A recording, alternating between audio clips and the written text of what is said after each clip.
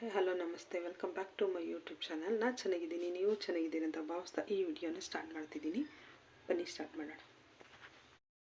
ನಾನು ಜೋಳನ ಎಲ್ಲನೂ ನೀಟಾಗಿ ಬಿಡಿಸ್ಕೊಂಡಿದ್ದೀನಿ. ಇವು ಹಸಿ ಜೋಳ.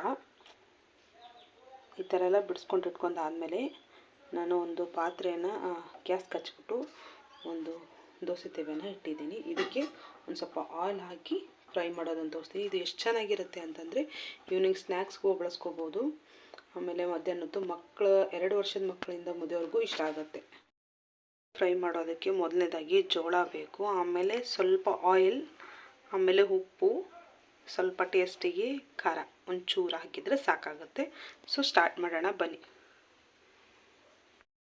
ಹಚ್ಚಿ ತೆವೆಯನ್ನು ಇಟ್ಟಿದ್ದೀನಿ, ಅದು ಸ್ವಲ್ಪ ಕಾಯಬೇಕು. ಆಮೇಲೆ ಒಂದು ಸ್ವಲ್ಪ ಆಯಿಲನ್ನು ಹಾಕಬೇಕು. ಈಗ ಆಯಿಲನ್ನು ಆ್ಯಡ್ ಮಾಡ್ತೀನಿ. ಸ್ವಲ್ಪ ಆಯಿಲನ್ನು ನಾನು ಹಾಕ್ತಾಯಿದ್ದೀನಿ. ಸಾಕು, ಇಷ್ಟು ಆಯಿಲ್ ಆದರೆ ಸಾಕಾಗುತ್ತೆ. ಸ್ವಲ್ಪ ಬಿಸಿ ಆದಮೇಲೆ ಈ ಜೋಳನ ಎಲ್ಲನೂ ಬಿಡಿಸಿಟ್ಕೊಂಡಿರೋ ಜೋಳನ ನಾವು ಸೇರಿಸ್ಬೇಕು. ನೋಡಿ, ನಾನು ಎಲ್ಲ ಜೋಳನ ಹಾಕ್ತಾಯಿದ್ದೀನಿ.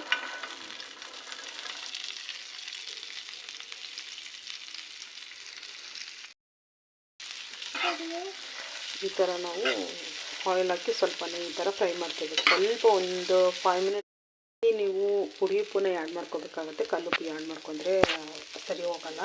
ಸೊ ಇದೆಲ್ಲ ಕರೆಕ್ಟಾಗಿ ಇದಕ್ಕೆ ಹಾಕ್ಕೋಬೇಕಂದ್ರೆ ಪುಡಿ ಉಪ್ಪನ್ನೇ ಚೆನ್ನಾಗಿರುತ್ತೆ. ಸೊ ಪುಡಿ ಉಪ್ಪು ರುಚಿಗೆ ತಕ್ಕಷ್ಟು ಉಪ್ಪನ್ನು ನೀವು ಆ್ಯಡ್ ಮಾಡ್ಕೋಬೇಕು. ಸ್ವಲ್ಪ ಕಡಿಮೆ ಉಪ್ಪನ್ನು ಸ್ವಲ್ಪ ಹಾಕ್ತಾನೆ ಫ್ರೈ ಮಾಡ್ತಾ ಬರಬೇಕು. ಒಮ್ಮೆಲೇ ಉಪ್ಪು ಜಾಸ್ತಿ ಹಾಕಿ ಇದು ಮಾಡಬಾರ್ದು, ರೊಟೇಷನ್ ಮಾಡೋಕ್ಕೆ ಹೋಗಬಾರ್ದು. ಸ್ವಲ್ಪ ಹಾಕ್ತಾನೆ ಫ್ರೈ ಮಾಡ್ತಾಯಿದ್ರೆ ಅದು ಉಪ್ಪು ಎಲ್ಲ ಕಡೆಯೂ ಹತ್ಕೊಳ್ಳುತ್ತೆ ಚೆನ್ನಾಗಿ.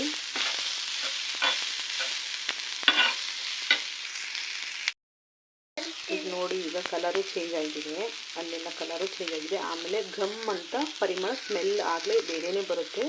ನೋಡ್ತಿದ್ರೇ ತಿನ್ಬೇಕು ಅನ್ನಿಸ್ತಿದೆ ಅಲ್ವಾ. ಇನ್ನೂ ಖಾರ ಆ್ಯಡ್ ಮಾಡಿಲ್ಲ. ಸೊ ಸ್ವಲ್ಪ ಖಾರ ಆ್ಯಡ್ ಮಾಡಿದ್ರೆ ಎಷ್ಟೊಂದು ಸ್ಪೈಸಿ ಇರುತ್ತೆ ಅಂದರೆ ಒಂದು ಸ್ವಲ್ಪ ತಿನ್ನೋರು ಇದು ಪೂರ್ತಿನೂ ಖಾಲಿ ಮಾಡ್ತಾರೆ. ಇದಿರಲ್ಲ, ಈ ಥರ ಆದಮೇಲೆ ಖಾರನ ಆ್ಯಡ್ ಮಾಡಬೇಕು. ಈಗ ನಾನು ಆ್ಯಡ್ ಮಾಡ್ತಿದ್ದೀನಿ. ಇಷ್ಟು ಖಾರ ಪುಡಿನ ನಾನು ಆ್ಯಡ್ ಮಾಡ್ತಾಯಿದ್ದೀನಿ. ನಿಮಗಿನ್ನೂ ಬೇಕು ಅನ್ನೋದಾದರೆ ಇನ್ನೂ ಸ್ವಲ್ಪ ಆ್ಯಡ್ ಮಾಡ್ತೀನಿ. ನಿಮಗಿನ್ನೂ ಬೇಕು ಅನ್ನೋದಾದರೆ ಇನ್ನೂ ಸ್ವಲ್ಪ ಜಾಸ್ತಿನೇ ಹಾಕ್ಕೋಬೋದು. ಈಗ ಚೆನ್ನಾಗಿ ಮಿಕ್ಸ್ ಮಾಡಬೇಕು.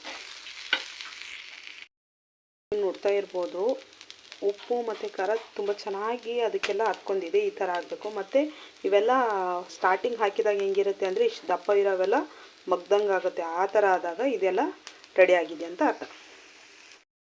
ರೆಡಿ ಆಗಿದೆ. ರೆಡಿ ಆದಾಗ ಈ ಥರ ಇರುತ್ತೆ.